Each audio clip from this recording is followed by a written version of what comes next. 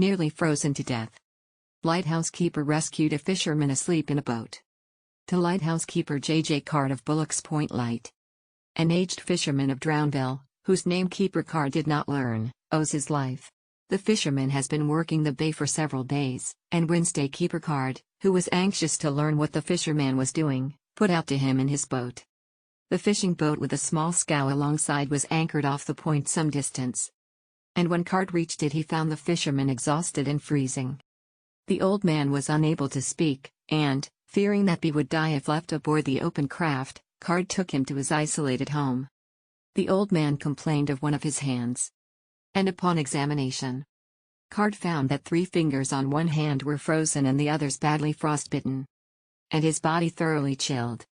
Stimulants were given him in strong doses, and in a few hours he revived sufficiently to tell his story.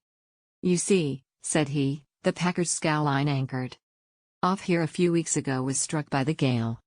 The scows anchored, parted their cables and went ashore. You know all about it, I suppose. Well, they advertised that they'd give $10 reward for the recovery of the cables and anchor. I saw the piece in the paper, and thought I'd make $10. Money is mighty scarce at home, and $10 would be a godsend. So I'll put off a week ago to place the cables. It took me some time to find the locality, but I had no idea of giving up the job. That $10 was worth working for. After a fashion, I raised 100 fathoms of the steel cable, and my anchor, that's the stuff you saw in my boat." Keeper Card could not understand how the old fisherman raised the heavy cable and anchor. But it had been raised, and was in the fishing boat. The work was more than the old man could stand. And Wednesday, when he had finished the job, he sank upon the cable and fell asleep, completely worn out. And had not Card put off to him as he did, he would have been frozen to death in his boat.